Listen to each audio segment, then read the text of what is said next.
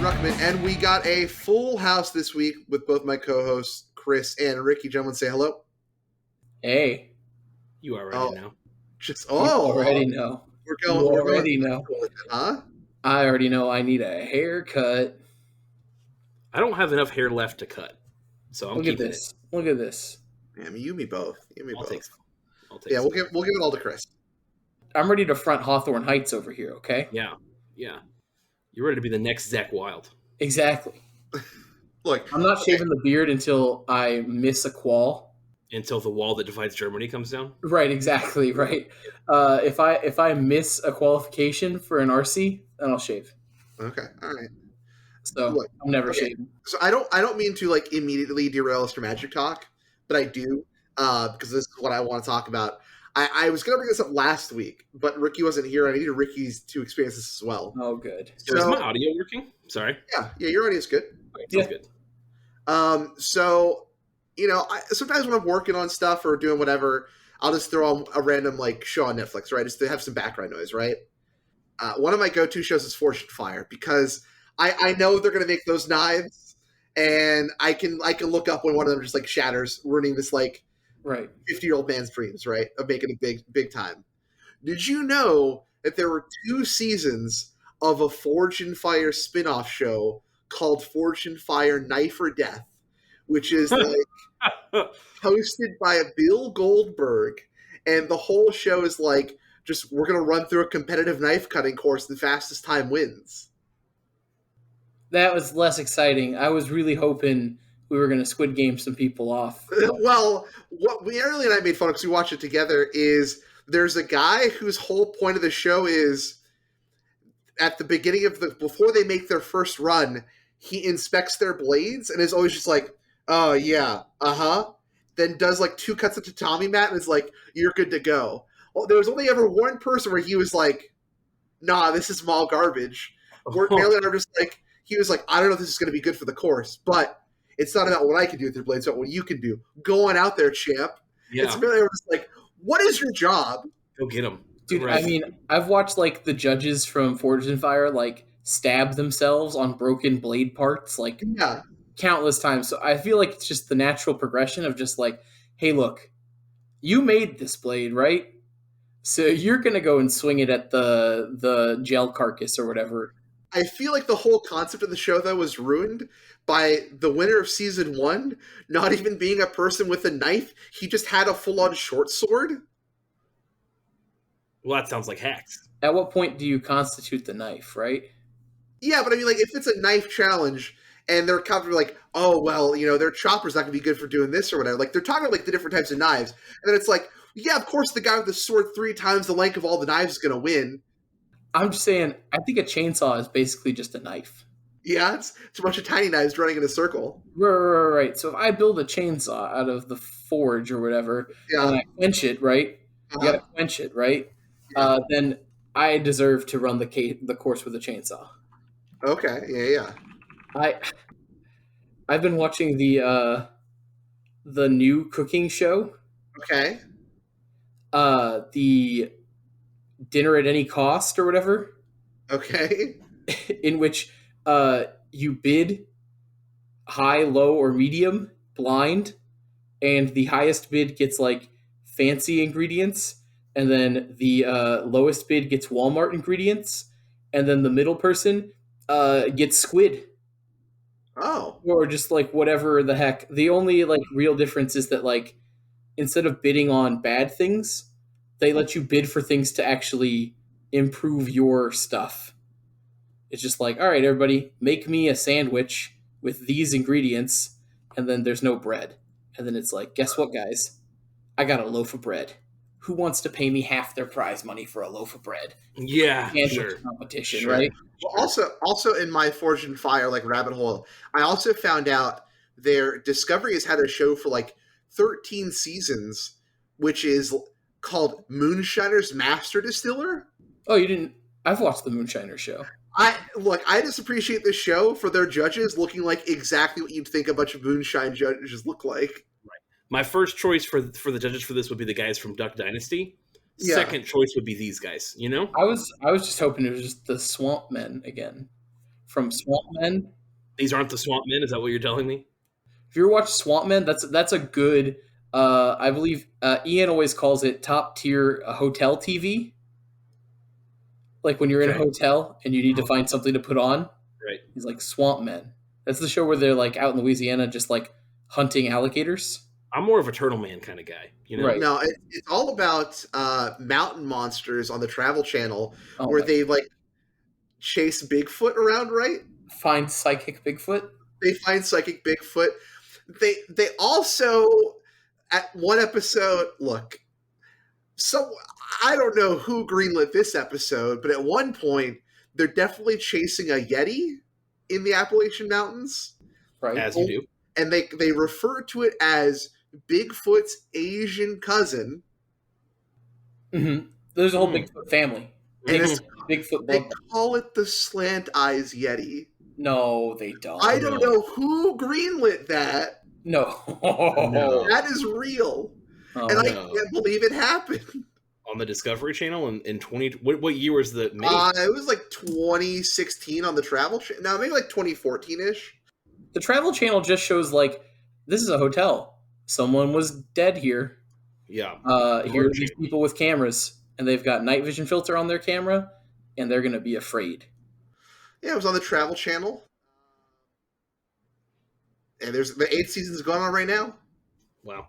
Ruckman, give people a door update. Let's move away from how deplorable the Travel Channel is and move into. But I will say though, Mountain Monster did teach me that the Bigfoots use chupacabras as hunting dogs. That only makes sense. Yeah. Also, door update from last week. My apartment complex said, "Hey, email our regional manager for them to weigh in." And very quickly, we got an email back saying, "Yep, we'll replace your door with a metal one, like it should be this whole time." Yep. Sounds about right. I was hoping they were going to replace your door with a wall. I We're just going to seal this up, and that should solve all of our problems. was hoping they were I gonna- was waiting for the. We're replacing it with a metal door. It'll now cost you $500. Right. Right. We're, How did we're you doubling break? doubling the price. I don't know, but if it's not fixed by the time you come visit for the Royal Rumble, I can show you. Oh man, I hope that's like 3 weeks away. Yeah, it'll be a while before we get a replacement. Oh my gosh, that's insane.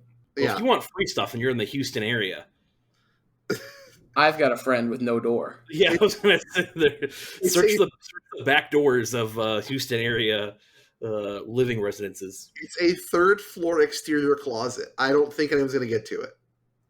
That sounds like a challenge to me. Wait, it's not your front door? No. No, that would be a little more immediate. I'm pretty sure. Oh, Yeah. well, like, this isn't that exciting at all. It's like, oh no, my closet door. I mean, they wanted me to pay $200 for their, we chose a hollow door to hang on your exterior that's, not rated for that use. There was a sticker on there that said interior door.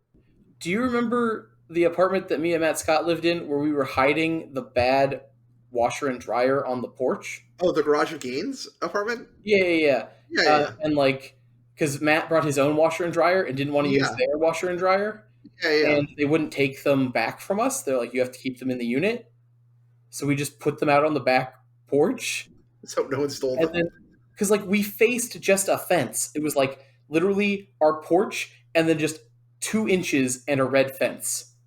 And one stupid woman would jog back there, and she narked on us that we had a washer and dryer on our porch that faced this solid wood fence that nobody could ever see. So then they were like, you guys can't have that washer and dryer on your porch. That's against the HOA They're regulations. like, it's your washer and dryer. And so then we had to maneuver them one into each of our closets. You just put a blanket over them, right? Just We already had a tarp on them, Oh, really? which I think the tarp came off after some storm, and then she was running back there. That's y'all's fault for not securing the tarp. I mean, we kind of wedged it. It was a hack job. I mean, it's me and Matt Scott, right? Yeah. But who's running back in that 2-inch alley? I'm just saying, there's no other it's a good 20 feet of just 2 inches of movement space in the shadow of this building against a solid wood fence. like if somebody's coming the other way, you can't get past each other. Like it's that tight. Who's running back there? Smurfs, clearly. Not a Yeti, that's for sure. Just That's Narfs. Anyway, Hey, let's talk about magic cards. Talk about magic cards. So this Magic week cards. on the show, I mean, we can look. We of course know all about the. It's not Phyrexia if the whole set doesn't leak, right? Yep. So essentially, every rare in the set leaked over the weekend. We're not going to talk about most of those because number one, we want people to enjoy the story spotlights, all those kinds of things, because the stories are going on. I think the story's happening this week because spoilers start next week, I believe is what's happening. So next Tuesday, we'll start seeing more spoilers. So we're not going to cover any of the actual cards. Of course, if you're in the Discord, feel free to join the conversation. We're talking about them on the Discord. We're talking about them as well. But we're not going to talk about them on the show. We're going to wait for them to be officially spoiled. Already black-pilled enough. Yeah. However, little caveat, we are going to be talking about 5 spoilers from that leak because they are essentially already confirmed by Wizards as we knew they were coming. So we'll be talking about the returning fast, or the not really returning, I guess, the debuting allied Fastlands, the Pioneer. Debuting to Pioneer, right. About time, right? Right. Is about time.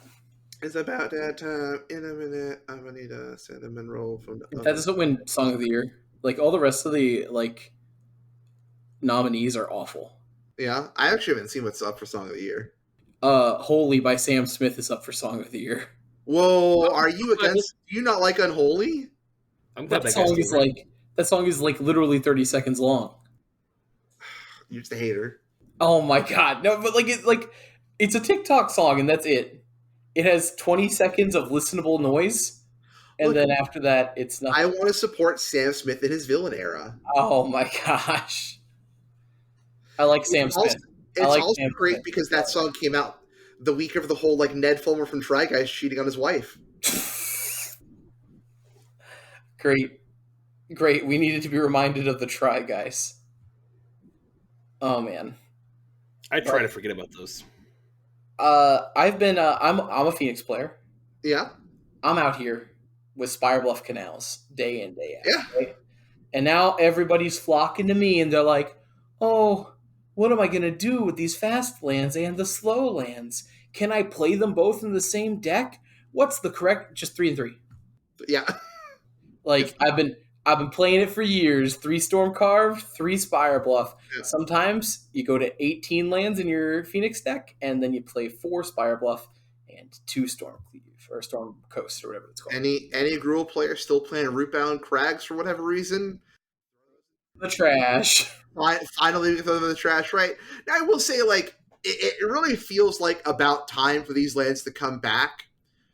But to the point of really it almost feels like too late. Like if we this finally gets to true land parity, but I feel like after Pathways, after the Midnight Hunt, Crimson Vow, slow lands, it's almost like now it's too much. Now I don't think so. 8 lands. I think we can now actually run 3-color decks. I think Jund could be like something we could actually play now.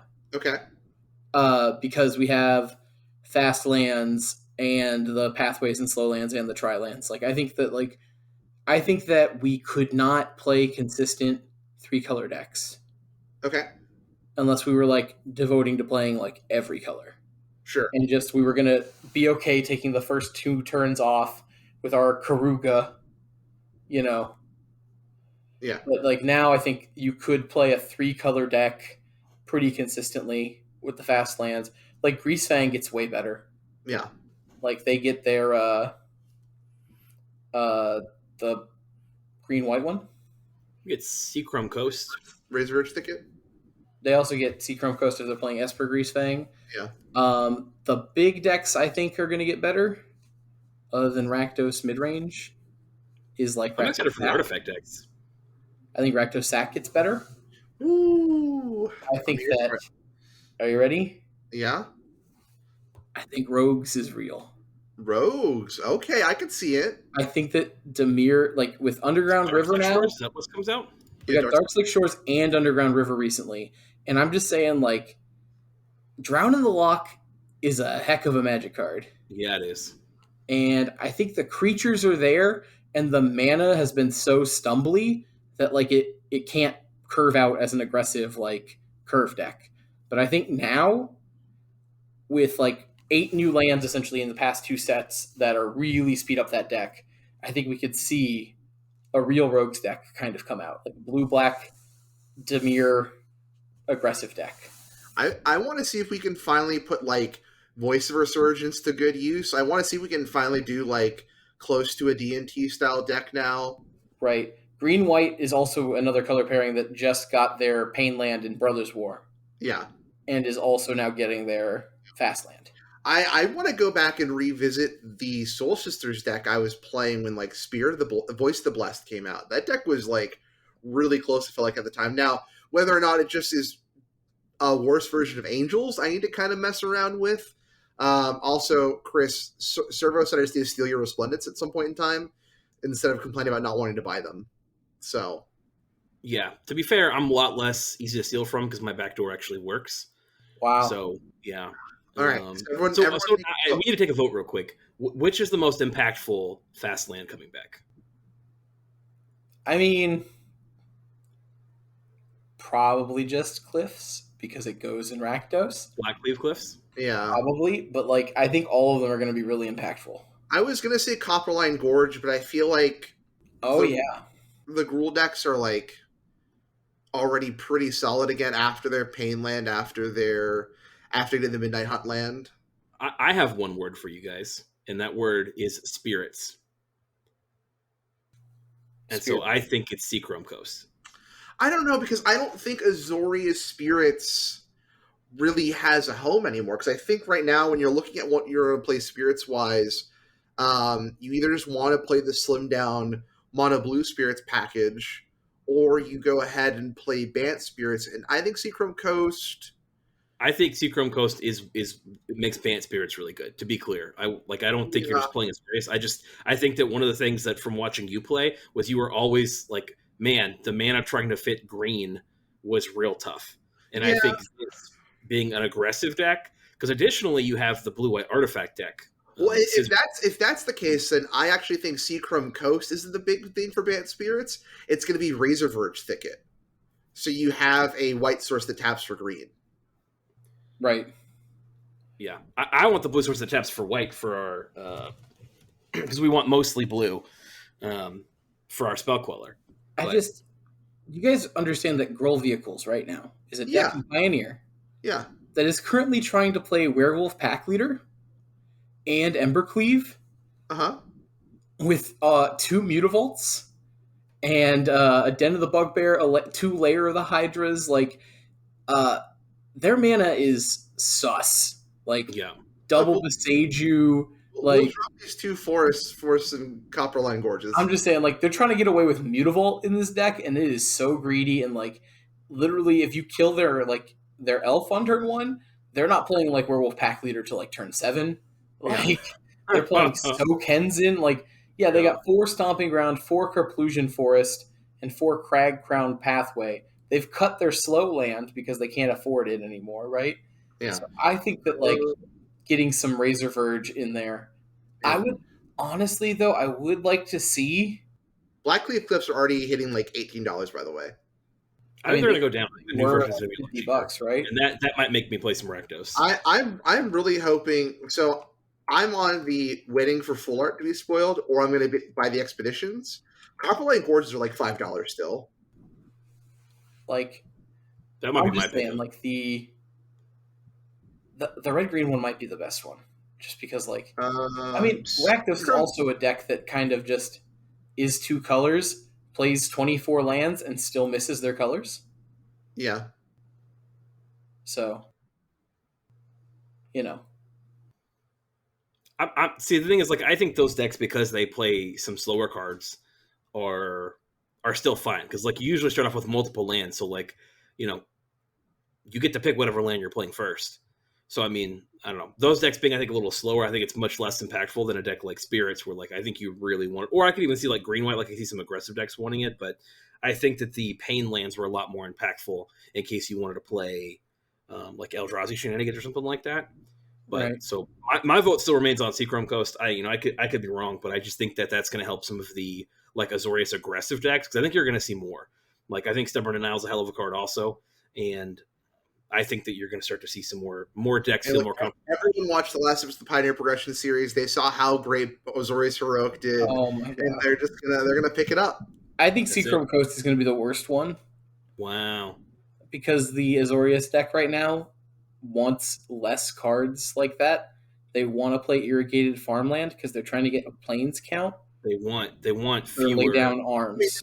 that's control though. Yeah. I don't think you're playing irrigated. You're not playing irrigated farmland spirits, and that's what It's like Chris is telling talking me that about. like the Jund ramp deck isn't going to want the fast lands. It's like, well, yeah, it's a different deck. But I hear you that like one of the most popular blue white decks. But I think the mana will. I think the mana is going to be more impactful for those decks than any, because like the decks you listed are playing just great. You know. Right. I mean, they're playing all right. Like, I don't know, the Groll mana base, you can watch it stumble. And Rakdos, I mean, it's the top deck in the format, but like, you'd be surprised like the number of times they just like don't have like double black for Shieldred, or don't have Mhm. double red for something, right? For their like I just don't Rakdos. think. I think Chris is on the right. I think the fast lands will be big. I think it's the different fast land than Seachrome Coast, but I don't think the mana base is what's holding back like a Bant Spirits deck right now. Sure.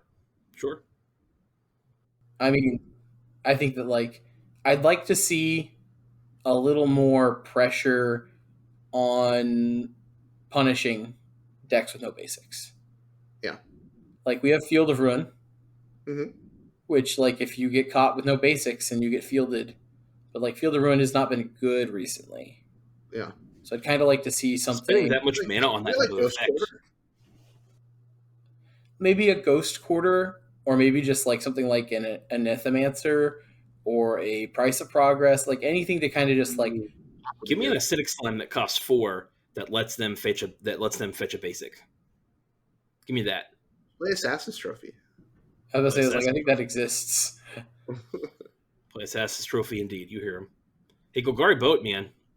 The Seiju lets you get it lets you get a stomping ground or whatever, right? Like you get any Yeah. basic land type land. Yeah. So, but Assassin's Trophy is a basic land, right? Right. Dope.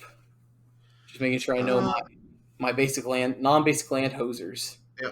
So I don't know. I mean, again, without getting into the cards, I mean, you guys looked at the spoilers. What are your just general thoughts about kind of getting into what the cards are? I mean, we still need to see the commons and uncommons and most of the mythics, but I got to say there are definitely some rares I'm excited to talk about when the How about time comes. mechanics? Like, is there a mechanic that you feel comfortable talking about? I mean, there's fixed No. infect, like there's proliferate, like I don't know. I was talking about the fixed infect, if you guys wanted to talk about that, and just that as a mechanic coming back. I mean, we can. In my mind, I like it better because it's not going to ruin the ground game because infect sucked. Right. Yeah, infect was pretty dirty. Ricky, what are your Yeah. thoughts? Yeah, I saw a lot of emotion on your face there. I'm glad. I like camera mode. I Camera don't, mode lets me see Ricky's face. I don't think Toxic is very good. Yeah. I'm not saying there's not going to be a Toxic deck if they push hard enough, but I'm What's just a toxic saying. deck, huh, Ricky? Right. I'm just saying that like the mechanic Toxic doesn't seem very good. Is it still one thing I can't tell quite from at least their minor texts I've seen? Is it still dealing combat damage and giving a counter? Yes. Okay. All right. It works exactly like Poisonous. Okay, that's what I Mhm. thought. Yep. Why couldn't it just be poisonous then? No. Toxic. Yeah. With the taste of your lips. I'm on a ride. There we go. There we go. Yeah. I'm slipping under. Yeah, I think we don't want to get too much into it, but the mechanic we've seen so far is Toxic X. Most cards are Toxic 1, which makes a lot of sense to me because then you get 1 poison counter, and then there's like cute ways to proliferate. Yeah. So like you could theoretically give your opponent more poison counters that way, but it's not like, oh, this card deals its damage in -1 counters or in poison counters. So from what we've seen so far, from what we've seen leaked potentially, most of the cards are Toxic 1.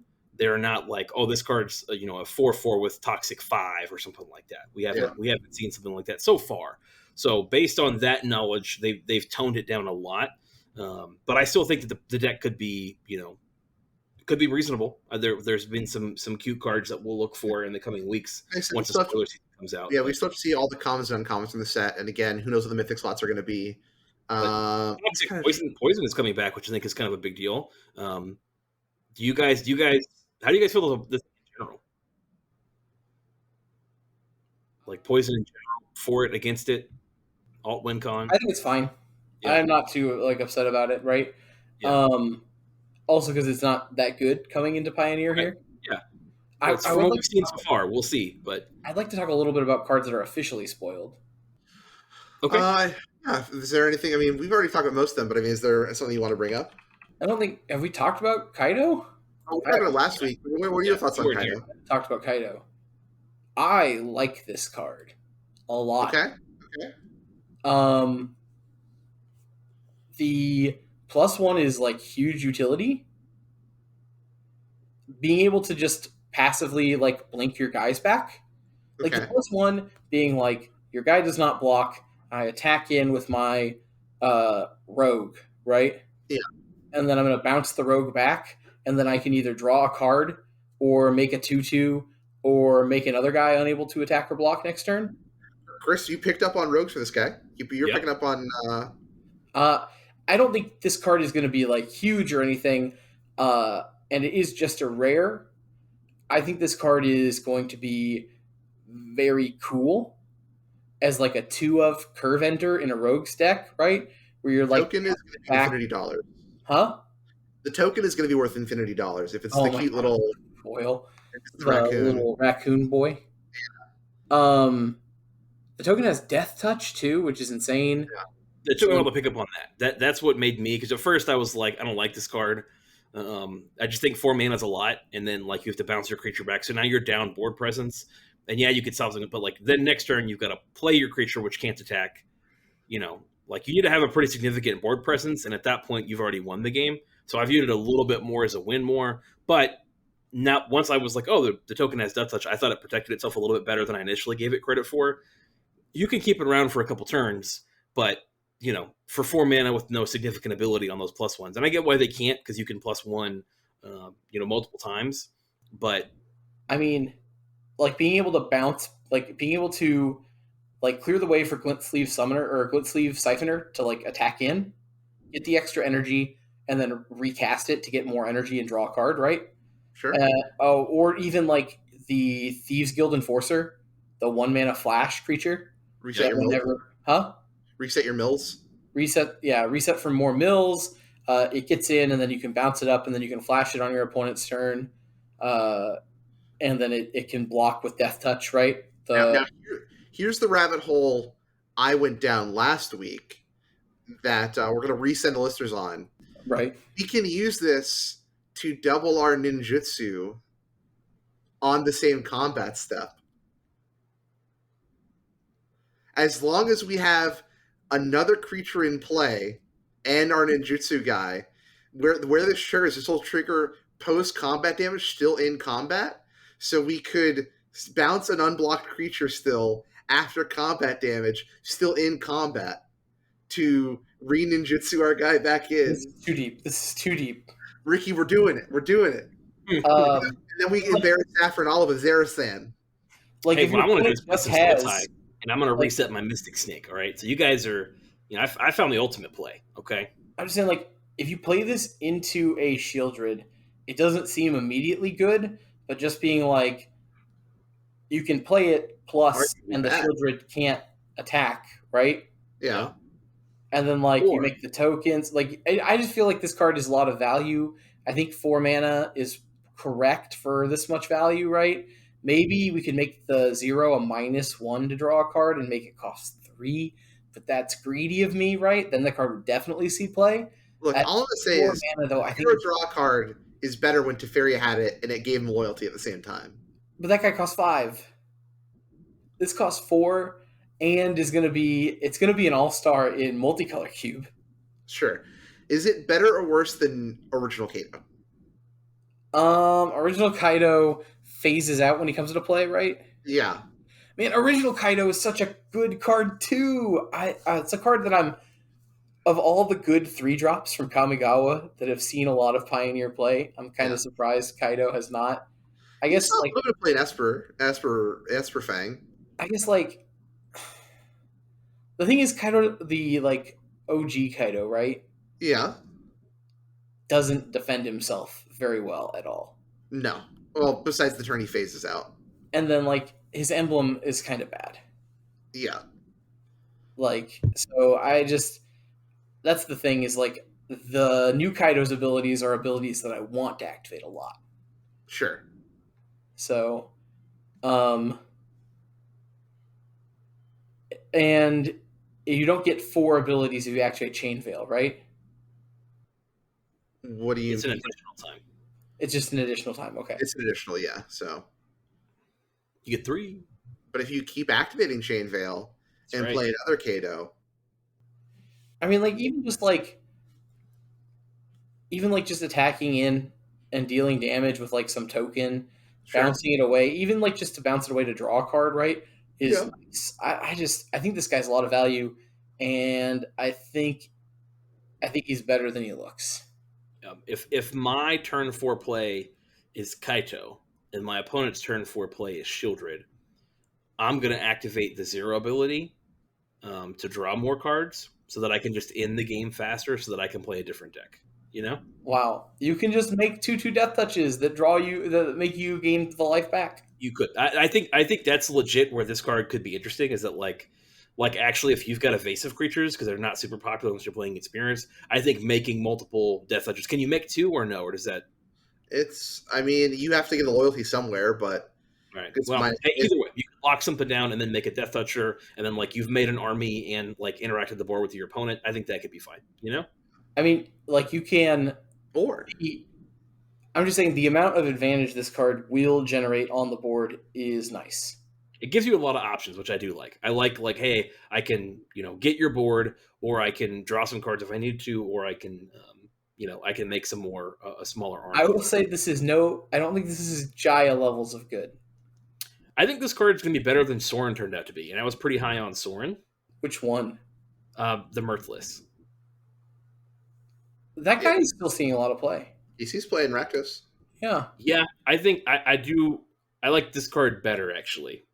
Like once the guy has Death Touch, I'm a bigger fan of this, especially knowing like, oh, the drawing a card doesn't cost me a bunch of life. It's still 4 mana, You know what's and then actual hot? I can lock some stuff down. What's up?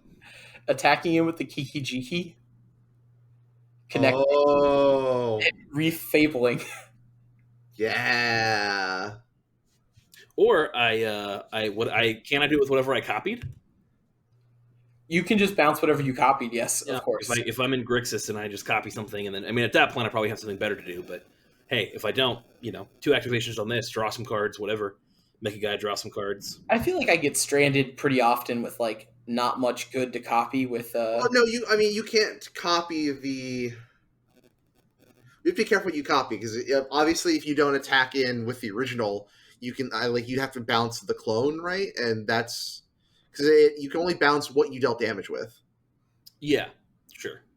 If you bounce the clone's dying at the end of the turn, anyways. Sure, that's true. Yeah. That's the point. Yep.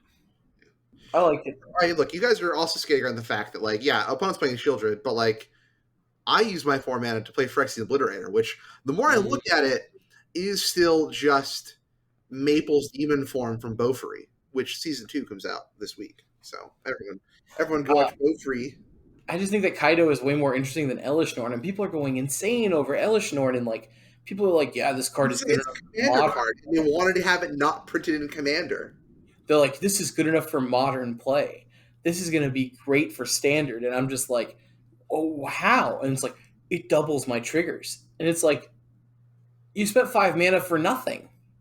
And then if you get another turn, you can double some triggers. I don't know. Kaido comes down and does something.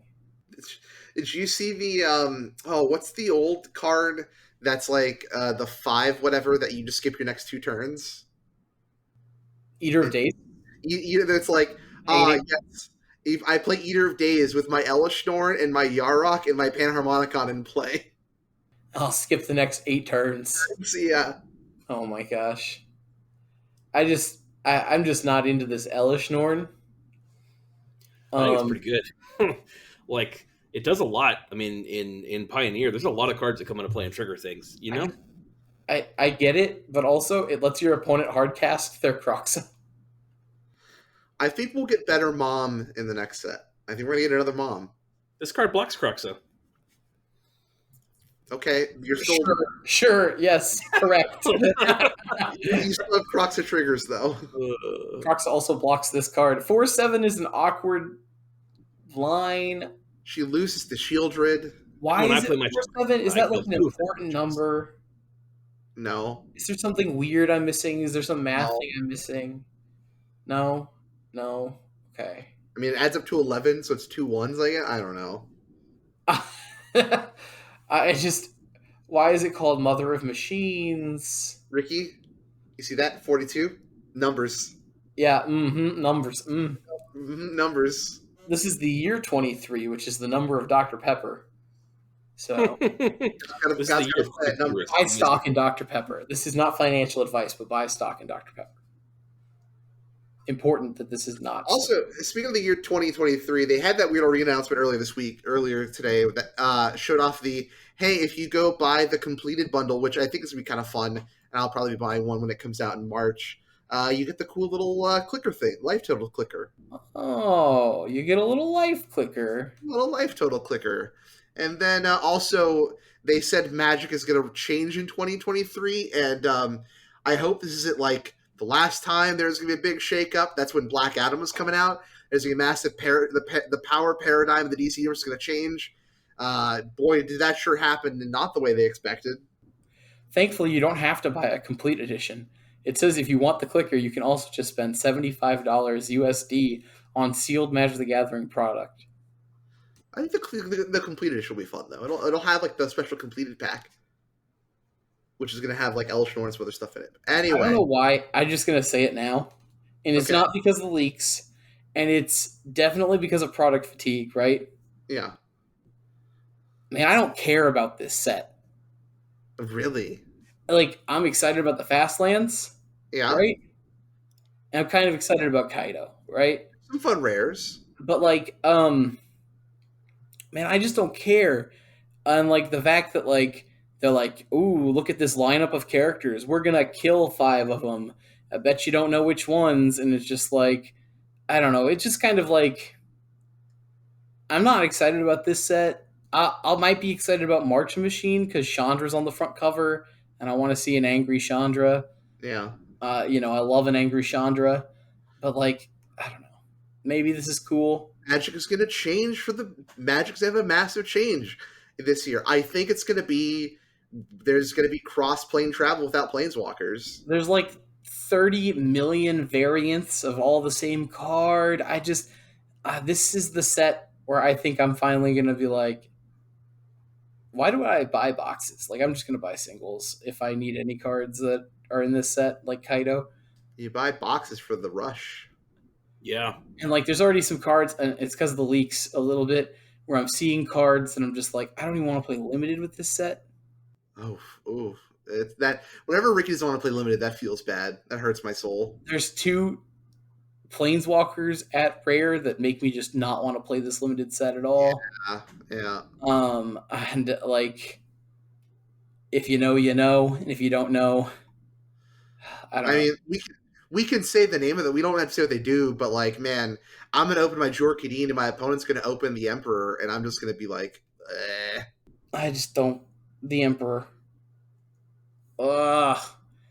I just don't want to play limited in this set already. Already don't want to play limited. Like, I mean, Phyrexian Obliterator in a limited format is already kind of a blowout card. Yeah, that card's rough. Like, yeah, it costs 4 black, but at least this limited format will be able to answer it, unlike Dominaria Remastered, where you can't beat Lyra in red. Yes, okay. Dominaria Remastered, though, I played it. It was a ton of fun. Yes, Lyra's a bad mythic that kind of mucks things up, right? But, like, it's a cool card to include. Yes, red and green cannot answer Lyra in the limited format. Ricky's But also on the sexy open a full art Force of Will. this is not just true, but yes. The set's kind of interesting because it's a bunch of commons and uncommons from really old sets where you're playing with very like weird creatures, and then all the rares and mythics are from like the newer sets. So like the games get a little swingy, but in a fun way for the most part. And the Uh-huh. archetypes are really interesting. Like Storm is an archetype in remastered Sure. that's supported fully. You know, I don't think I've ever successfully seen somebody like grape shot for 10 in a limited format. So Yeah. I have seen somebody put a Splinter Twin on a Conquering Manticore. Though. Yes, we've all seen the Splitter Twin of the Conquering Manicore. Could you win another limited game, please, Chris? But somebody sounds upset that I did that to them 2 weeks in a row. I think Chris is going to try to do it again this weekend. He's going to bring his own Splinter Twin and Conquering Manicore. Royal Rumble. That's Royal Rumble. Not this weekend, Next weekends for the Draftathon. That's right. I got to go get that trophy made. Excited for that. Yeah, you do. It's still going to be too late now. Yeah, if he does it now, they might be able to do it in time. Oh, we're just going to write our name on a napkin. The trophy from last year, uh-huh. you seen pictures of, right? Yeah. That was made the day before the event. Hell yeah. I was just like, I've got $10 for trophy money. Went to trophy store. Hey, can I get this? Sure. $10. All right, here. Well, it must be hard times in the trophy industry. I can't wait to see this. I know who's not sponsoring us in the coming weeks, and that's the trophy store. The trophy store. I'm going a little more all out this time. I'm going to get a better trophy. Yeah, sounds good. Tell them that we'll trade sponsorship for we'll trade them exposure for a trophy. No, I'm just going to buy the trophy. I'm not going to support the. When I win, I just want a kiss on the cheek from Ricky and a bottle of milk. That's it. Celebrate. Okay. All right, deal. I'm excited for this set. I'll be honest with you. I think the set looks cool. I'm going to buy a box. I agree. I think limited looks terrible, but I'm excited for all the cards most of the cards that I've seen so far. I think there's some really cool ones in here. All right. Well, we're going to talk about Pioneer results here real quick before we wrap things up. Let's do it. What you got? Let's talk about it. Right. Let's talk about Saturn's Challenge. In 8th place, we have Go Burn with Bant Spirits. In 7th place, we have Soul 83 on Rakdos Midrange. I did not link you guys the events. No, I was about to say something. I was about to find him. Yeah. Here you go. Let me. I'm a bad host. Bad podcast host. Okay. Let's see here. Where was I? 7th place, Soul 83 on Rakdos Midrange. 6th place, Azax on Nykthos Ramp. We're playing this is our Bolus build. In 5th place, we have Rastaff on Selesnya Angels. I still don't know how I feel about Angels. I've got, people telling me it should be higher up on the Playing Pioneer tier list, and I say I don't want to believe them because I don't want to rob Chris of his Resplendent Angels. In 4th place, we have Jinko HS on Hidden Strings. In 3rd place, Burnt Taco 77 on Is It Phoenix. In 2nd place, we have Raced on Hidden Strings. And in 1st place, we have Soulstrong on Rakdos Midrange. I mean, man, the power kills, they look kind of funny in the face of Celeste Angels, I guess. I mean, the whole deck is so sorcery speed that, power word kill, you literally get afraid because your Rakdos opponent does something on your turn. They have Fatal Push as the only instant in their deck until they added Power Word Kill, right? Yeah. I mean, I guess Stomp, right? Sure. But for the most part, your Rakdos opponent, they take their turn and then you take your turn, and they don't play on your turn for the most part. Maybe a cheeky push every now and then, right? But they're normally a tap out kind of deck. Yeah. So when they have that Power Word Kill, I think is really surprising to a lot of decks.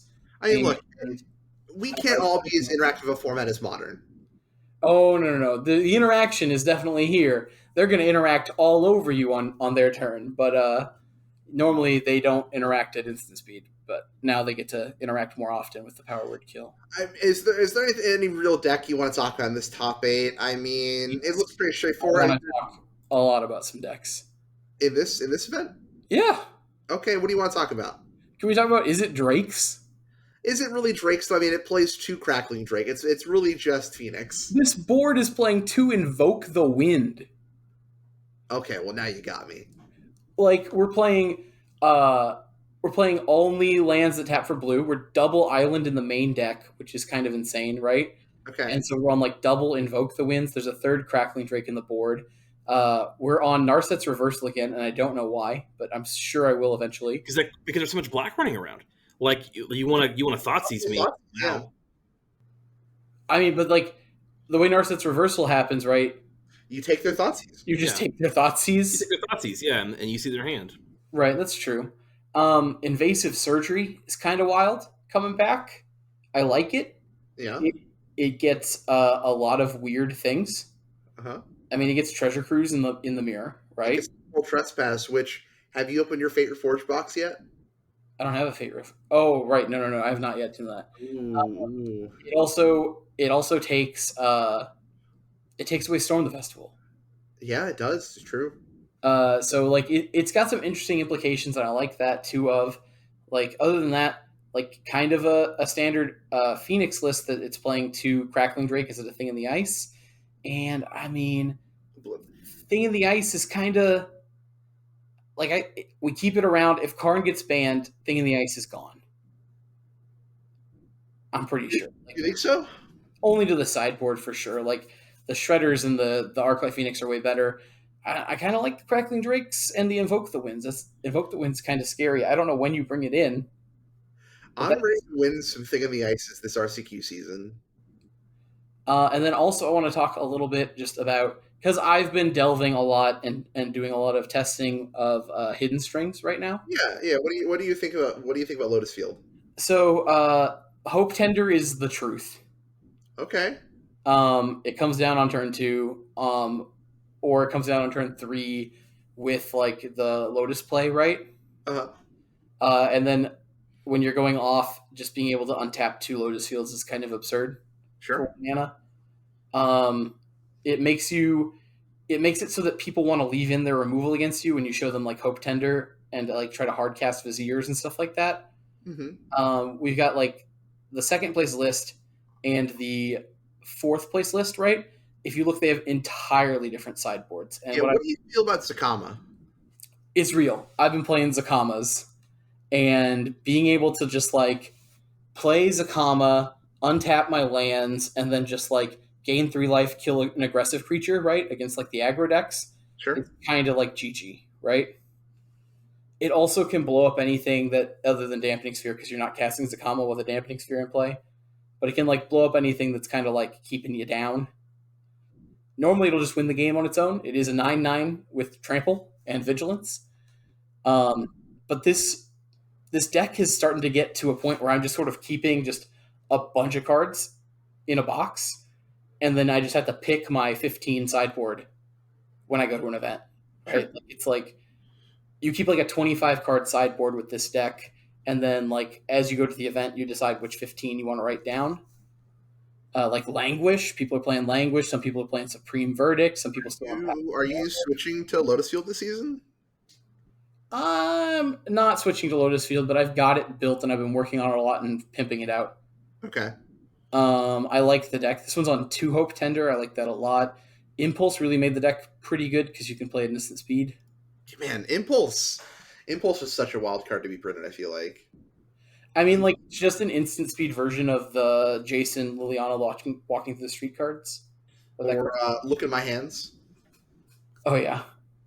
And so Elder Gargaroth, like, it just sort of, I think this deck's a lot of fun if you're wanting to build it. I still think it's a relatively cheap deck. Oh, yeah. You got to get the Passageus, right? Yeah. You can get by with 2 Passageus. It only plays 1 Breeding Pool. Like, that's the correct number of Breeding Pool. Like, you just have to find a build that works for you and then put together, like, the stuff you want in your sideboard for your meta and then take it to events. I mean, Behold the Multiverse is kind of wild. That card's interesting. Yeah. I just think that there's a lot going on with this deck.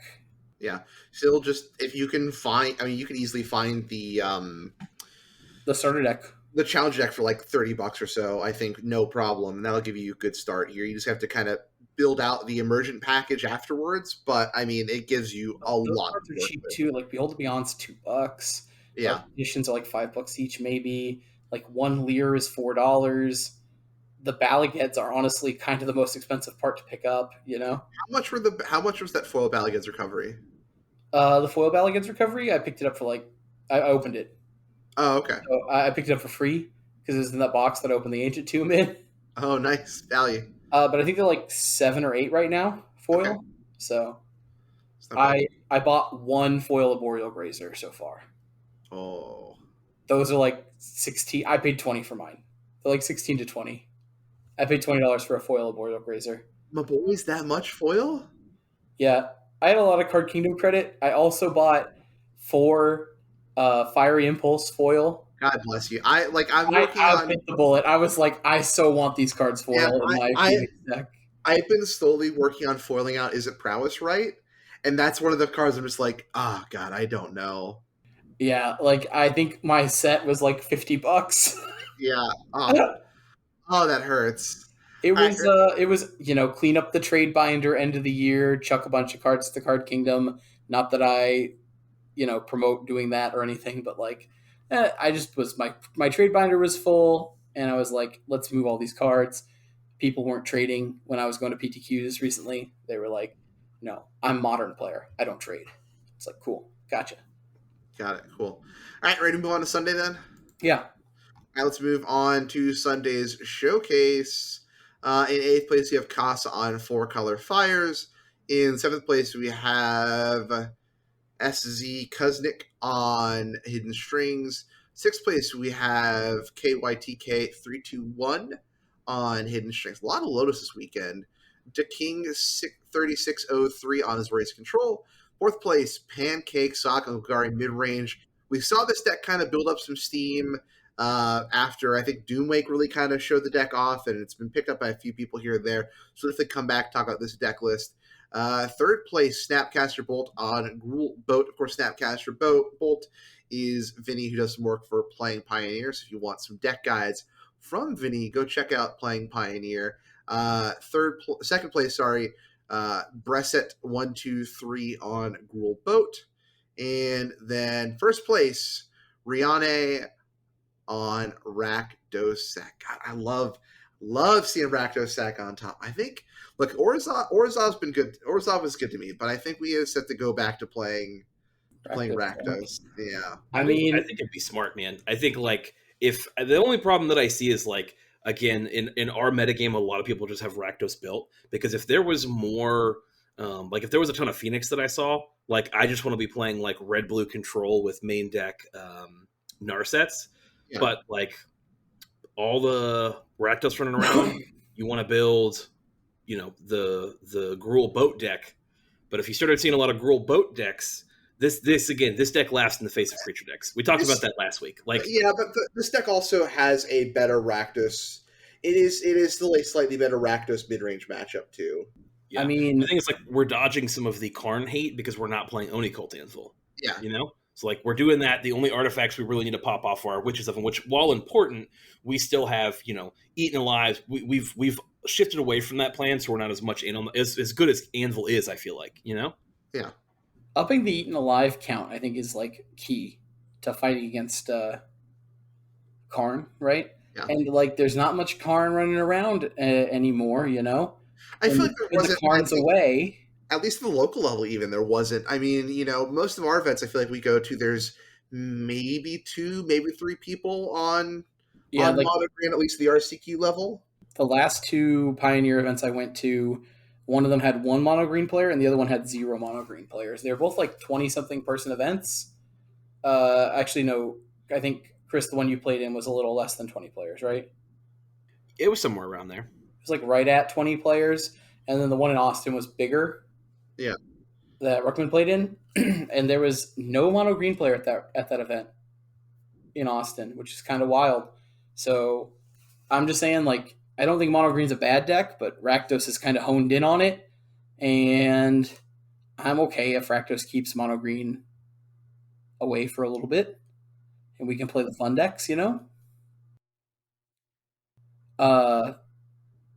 You want to talk about the Golgari deck, or do you want to talk about the Oh, Yorian control player? We got to get Bridger. We got to get Bridger on the cast, or we all I, have to go on Bridger's podcast yeah, we're gonna get to Bridger on. celebrate this monumentous occasion.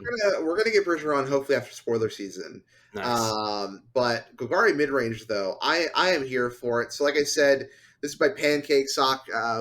Doomwake and some other people have been playing the deck a bunch on their streams. So this deck is 4 Elvish Mystic, 4 Llanowar Elves, 2 Misery Shadow, 3 Briar Bridge Tracker, which, man, if you told me Briar Bridge Tracker was going to be better than Tireless Tracker, I wouldn't believe you. But I am a believer now. 4 Graveyard Trespass, 4 Love Struck Bees, 4 Fatal Push, 4 Thoughtseize, 4 Seeker's Chariot, 3 Sky Sovereign. Look, I mean, we get rid of some of the... You get rid of red, and I think the Reckless Stormseeker is a really big loss, especially for your artifacts. But we know how strong Graveyard Trespasser is. Yeah. Right? You get Go ahead. I'd say you just get better disruption, right? Like you're trading Fable, you're trading the Acrone, or you're trading Reckless Stormseeker for just better disruption. I like our 2-drops better here. I mean, I think Misery Shadow is pretty huge, to be honest with you. Yeah. Both decks could theoretically play, and I'm surprised we don't see as much scavenging news. But maybe you need more food for your Trespasser. I'm not sure, but both decks have access to that. But it's kind of your choice, right? Like I don't know. Obviously, a Crone War is better in the creature matchup. Is the only thing I'll tell you. Yeah. Obviously, but you get more disruption here, right? Like Thoughtseize is just what I would want going into like an unknown field, right? Thoughtseize is kind of the, I don't know, your hammer. It does a lot, Windstorm in the board for Angels is hot. Kind of interesting. 4 Llanowar Waste, but only 1 Blooming Marsh. I mean, they're playing 4 Mutavault, but Yeah. The cards aren't very color intensive in this deck, so because it's a Jigsaw deck, so I guess they can run that, but I feel like you want like at least 1 more Blooming Marsh. Yeah, given how many Mystics you have, but maybe like I said, I don't know, maybe you don't have a way to fetch your Urborg, right? But that makes mana easy. Urborg's the cheat card, right? The sideboard is kind of wild. Just a bunch of 1-ofs. Just Windstorm. Like we've got 1-of Gem Razor, Back to Nature. 1-of Vraska. Yeah, 1-of Back to Nature. Just Karuga Fires deck, right? Karuga Fires, Auras, and like the Gem Razor too in the same. Yeah. Kind of wild. I like this deck a lot. Yeah, you want to talk about Azorius control? I mean, what happens if you Gem Razor mutate over Sky Sovereign? Does it say being a creature? So does it say a 4/4? It says a 4/4 with flying, reach, trample, and then whenever it attacks, it deals 3 damage. Right? It has to be on the gather for Gem Razor. Right? I think. I think you can still crew it though. Yeah, I was about to say, it still has Crew3 though. Yeah. You go ahead and talk about Azorius while I look this up. This Azorius list is kind of it's kind of cope. I mean, it's Wilden. It's on Yorian, right? We're on 3 Narset, 4 Wandering Emperor, 4 Teferi. We got the March. A lot of Jwari Disruption. Only 3 Absorb. It's like a lot of 3s. Only 3 Supreme Verdict, 4 Portable Hole, 4 Omen, 4 Shark Typhoon, no Temporary Lockdown, and then a lot of lands. This is a... Claudio tweeted this weekend that he was not as big of a fan of Temporary Lockdown. A lot more people are relying on 3s. Right. And if you can't get rid of an opponent's 3, then you can be in trouble. So I just think this deck has... is a control deck that time traveled from the new Capenna release, right? Yeah. There's no cards from Dom U. There's no cards from Brothers War. Are there even any cards from Capenna in here? I don't think so, right? This is just the Kamigawa control deck. Right? Wow, you're right. Most people are playing the Laydown Arms. Right. That's a Claudio thing, and I agree with him. I think that card's very, very strong, and I think that's the reason to stop playing. We do have 2 Temporary Lockdowns on the board. Okay, that's our 2022 card, but the rest of this deck is very 2021 control coming back from the future. Kamigawa was 2022. I mean, it came out like January 2nd, 2022. Okay, so our vehicle question. Yeah. If you put the mutate creature, if you put the Gem Razor on top of the boat, it will stay a creature. If you put the boat on top of Gem Razor, you have to animate it. But it will always have Crew3. Just like you use at home, always in your hearts. Yeah, Always- you always have Crew3. Don't There forget we that. go. There we go. That's a sweet lesson. It's a It's sweet lesson. been a long day. Oh my gosh. I The have poll. not seen this deck do well at locals. I think you have to be an Azorius pilot and have the right metagame you for have it. to be Ed. Like, you have this to, you have to person- be tuned really well. This person, DeKing3603, has been sitting under a waterfall since Kamigawa's release, Right. playing out these matchups in their head Right. and meditating on the marriage of the Wandering Emperor and Teferi, hero of Using Dominaria. their noble bloodline. Yeah. Like they've just like this is 8-0 like through the Swiss, right? Like, I mean, Cards BGW, no problem. I just think that Great like play. this is absolutely wild. I love this. And honestly, this deck is even an 80 card deck, it's only 159 ticks on Mitgo, right? Yeah. So You that's nice. can't play late on Arms in the 80 card version is why I was like, oh, well, late on Arms, but you're those are things you're not You going have to play to too many lands, 60 yeah. cards and lay down Arms or 80 lands and then not playing the late on Arms version. Right. I mean, I think if you see a lot of Phoenix in your metagame, Narset's what I want to be playing. In fact, again, I would just be playing Izzet cards with main deck Narset and go like a more controlling version. So I think you really want to tune to your metagame. And I think if you've been to a couple RCQs in your area or close to it, I think there's some pretty clear metagame calls right now based on what you see. Like, I want to be playing Narset if I'm seeing Rakdos. If I'm seeing a lot of creature decks, I want to be on one of the boat decks, preferably Gruul, because the Akron War is really good against creatures. Obviously, I think Rakdos would be fine as well because you have more creature hate. Or Rakdos Sack. Like, if you've got that, then Rakdos Sack or the Gruul boat deck is where I want to be there. So on and so forth. If you see a lot of Rakdos, then again, go back to your Gruul boat because it's got a better matchup against Rakdos and a good matchup against creature decks. But if you just see a lot of creature decks, your Rakdos Sack. So I think there's some pretty clear stuff here. And Narset's also really good against Hidden Streaks. Right. What are we trying to say? What's the big card in that deck? Lotus Field. Yeah, Lotus Field. Narset really good against Lotus Field. They draw a lot of cards. Same thing with like any kind of disruptive spells. I was amazed at how quickly I was like, well, I've got like an Izzet Charm or any kind of counterspell interaction for Right. the Lotus Field deck, and it was kind of like, well, I wasn't prepared for that. I was hoping you were going to try and kill me, and I was just going to dirtle my way over top of you. But yeah, depending on what your metagame is, I think there's some really good calls right now, especially in an accessible format like this. I think it's pretty easy to put together like two key decks based on what you think your metagame call might be and start practicing one of them. I think if you want to just take an average deck, we talk all the time, pros talk about it, being familiar with the deck is going to be important. But if you could be familiar with two decks, or you've just been following, like us, you've been following the format for a long time, and you feel like you know what generic play patterns are going to kind of be, even if you're no master of the game. I'm certainly no master of the game anymore with the amount that I get to play. But there's a couple really good calls that I think you could pick out and dominate with. Right. I also like to point out way down here at the bottom, right? One real quick. The 28th place is Azorius, controlled by Claudio. That's the 60 card list that plays Lay Down Arms. I like this list. Anyways, at 31st place we have Blue Black by Fine Spoo, and this is Blue Black main deck 2 Notion Thief. Yeah. Narset, Days Undoing, Baleful Mastery, Right. 1 Shark Typhoon is the only win con of this deck. No, your opponent having a stroke from frustration. It's just that blood vessel just finally pops. Yeah. I've seen lists of this running around. I mean, there's a third Notion Thief in the board.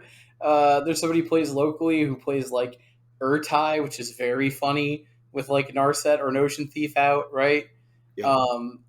This deck is hilarious. I always love this deck. It really just can't win the game until it does. And this deck also rocks mono green. I love this deck. You just manland people to death, You probably should play one more of the black manland, but you just all haul up the Stormtrike people because you just have so many more resources to them. Because like one successful Days Undoing and you're like, well, I've got 7 cards, you've got 0. How do you feel about 2 Gyre Bro, Sanitarium? because the lock is so real. The lock is insane. Because like if you get your opponent top decking with Narset and Gyre Reach, the game ends. It's Yada lock.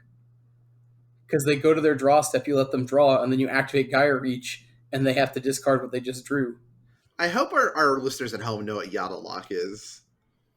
It's a Yu-Gi-Oh term. Yeah, but are they too young to know? Probably. However, what are the metrics they were doing with the Zoomer audience? Yada just got unbanned though, so maybe. I played Yada Garasu when I played Yu-Gi-Oh as a kid. I played against it. It was like that was the first time I had to like come to grips with my mortality. I think if you want to play this deck, I think I'm happier playing Is It, to be honest with you, and like having a couple more win cons being like probably Hullbreaker Horror. And at the end of the day, a couple more friends. Love me some Hullbreaker Horror. Oh, man. I've been playing Hullbreaker Horror for you, Chris. I'm testing, and it will be articles soon, I promise, of Mono Blue Surveil. And there's 2 Hullbreaker Horror in the sideboard just for you. Is that my present for Valentine's Day, Ricky? Is that my It Valentine's is. Day present? It is. Nice. I played against an Azorius control player at last week's Pioneer FNM, and after game 1, I got them with the Thassa's Oracle, and then in game 2, they revved up. They had a Teferi in play. They plussed. They revved up all the Storm Giants, attacked for 6 or 7 or whatever, and I flashed in Hullbreaker Horror. That card's a 7/8. It is a 7/8. And I asked if I could move to blocks, and they said no, because I'm conceding. Yeah, I'm trying to get sorted. What a cool person, by the way. What a cool, just like, I think I'm good, you know? I think I'm good. I'm trying to get Sawyer to play this deck instead of he's going deep in the hole right now with like scheming symmetry shenanigans of just like I'm gonna let my opponent tutor, then I'm gonna steal, and then I'm gonna like steal their card off the top. Oh, I'm gonna. I don't know about that. I don't know about this. Yeah, you like, can have fun with it. I mean, like if you have Notion Thief or Thief of Sanity in play, and then you cast Scheming Symmetry or whatever, I'm just tutoring for a land, right? Right. If I can't answer the guy that's going to steal my card. Yeah. I mean, the whole point is that I just still got the best card in my deck, right? Yeah, Wishclaw Talisman. That's right. Is he playing Siphon Insight? Yes. That's pretty cute. I like that. Yeah. It's like Scheming Symmetry, Siphon Insight, and a couple other cards, or it's just like I'm gonna make you mill a card type of stuff. I agree. Rogues. He should just play this deck because it's the same thing, except you get to lock your opponent out of the game. Yeah. And you're still a control deck, you know? Yeah. All right. Well, that will do it for the most part on this week's episode. But we got one more segment, as always, where I get to shout out our one supposed Patreon, patreon.com/crew3mtg. We got several great tiers available, and we've got a lot of people that signed up the last few weeks. So yeah, thank you guys so much signing up. Thank you for also just. I think Chris hyped up the Discord enough last week that we got a lot of new faces popping in there and talking about. Yes. So not only thank you guys. Yeah. Thank you to the wonderful people that are speaking up, new faces in the Discord, but also thank you to our great community for making these people always feel welcome when we get new faces around. Yeah. Everyone's always excited to see new people talking. But like I was saying, with that Patreon account, we had several great tiers available with all sorts of different rewards, but open it to every Patreon tier is with the Patreon tag in the Discord, and you get to ask a Patreon mailbag question, which could sound something like this. This comes from Malpro, who asks, what is the worst dual land cycle in Pioneer? That's probably easy, right? It's the Shadow of Innistrad lands. Yeah. They don't gain you a life. It's either those or it's the I'm talking about the uncommon.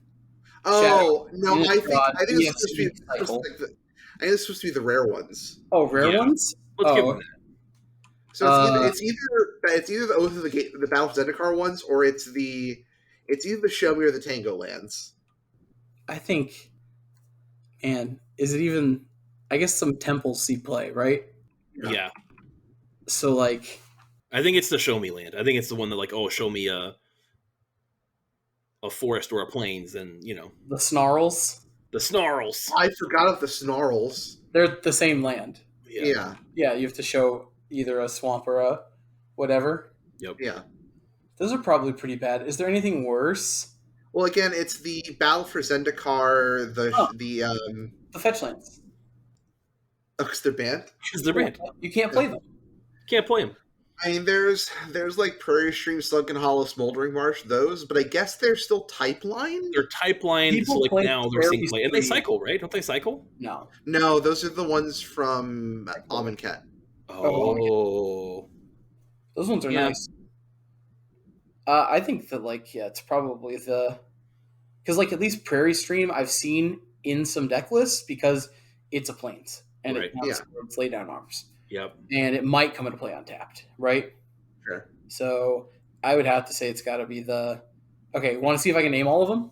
Yeah. I do. Okay, all right. It is Choked Estuary, Port Okay. Town, Wait. Hold on. Yep. Hold I got them all. Game Trail, Fortified Village. It is. Hold on. I said Game Trail. I said Fortified Village, and I said Port Town. Okay. I thought you were wrong on Coach Choked Estuary. Is he right, Ruckman? Um, So that's a it land, is- but It's that's Choked a black- Estuary. which one do you think is Choked Estuary? Choked Estuary is the Show Me an Island or Show Me a Swamp. Yes. Foreboding Ruins is the red-black one. And these are my hands, so I'm not typing anything. Right. And then Some hands. we have Fury. Those big hands like a real lawyer. We have Fury Calm Snarl. We have Necro Blossom Snarl. We have Frost Boil Snarl. We have Ink Bright Snarl. Objection, hearsay. And we have Vine Glimmer Snarl. I need to pull up the snarls. Hold on. Fine, Wilbur. I'm pretty sure I got at least 3 of them right. I'm okay. I'll take the L's. I cannot on- believe that you got Fury Calm. Fury Calm Snarl. I What's the think black white one? the Snarl. black white one I think is like ink shine. Shine Shadow. You are So, very Shine close. Shadow. I got You are shine. incredibly close. And I then can't name cards that I'm the currently. green one is like Vine Glimmer. Vine Glimmer is correct. Oh my god, that was right. Yeah. And then Necro Blossom is the black green one, Yep. Green Yep. and then it's Frost Boil, right? Frost Boil's the red Yep. one. Yep. Yeah. How does Easy. he do it, everyone? Ladies and gentlemen, how does he do it? How does he do it?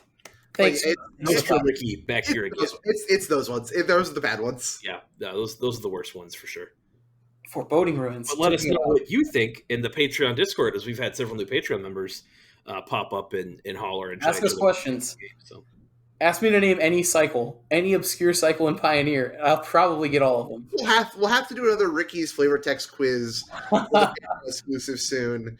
But of course, I think our Patreon this month it's been requested that Ricky and I just talk about One Piece, and I think this will be a good excuse to also talk about the custom One Piece cube we'll be drafting.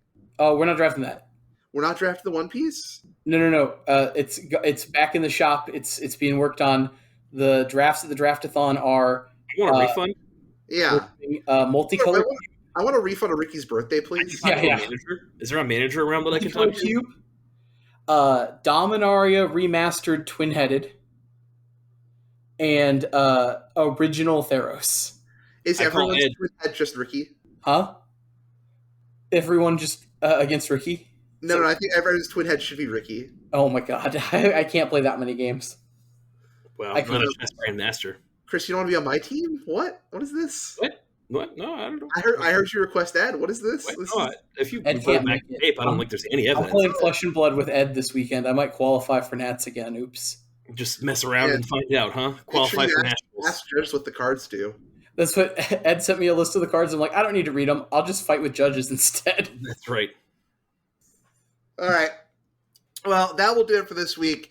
Where can they find you on the socials? Hey, you can find me on the tweeters at it's underscore what is it? What's my Twitter handle? It's underscore Christmas, and Christmas has no T. And then I'm On going the to talk to toast? the guys about a new Twitter handle if I get my butt in gear for some more Crew3 content. So Oh. Well, you can find me on Twitter at also Steve. I'm trying to tweet at least twice a day, and I tweet about everything. Follow me. Bigger number, better person. And of course, Ricky also will occasionally stream on our Twitch account at Crew3MTG over on Twitch. Yeah. You can also find Ricky on Hive at You cannot. Crew3. Ricky didn't join Hive and then didn't have to delete his account in shame like both of us. Right. Exactly. I'm still on my phone, just collecting my data and sending it to China. Heck yeah. Ship it all to China. I just do that with TikTok. That's right. Of course, I mean, man, I honestly think that with the last anthology, it might be time I get back on Arena and start playing some Explorer. And maybe I stream some of that. I will play with you. Yeah, I'll play with you. It is but anyway, of course, you can find me at Crew3 Podcast on the official Twitters, where I tweet all kinds of stuff going on and all my various hobbies. You can find us, if you're watching this video, you've already found us on the YouTube channel, Crew3MTG, where it is currently the undisputed era of Ruckman in the Pioneer Progression series. He wins one game. He gets ahead like this. Oh my gosh. I banned his stupid Painland. Yeah, you banned Manacom.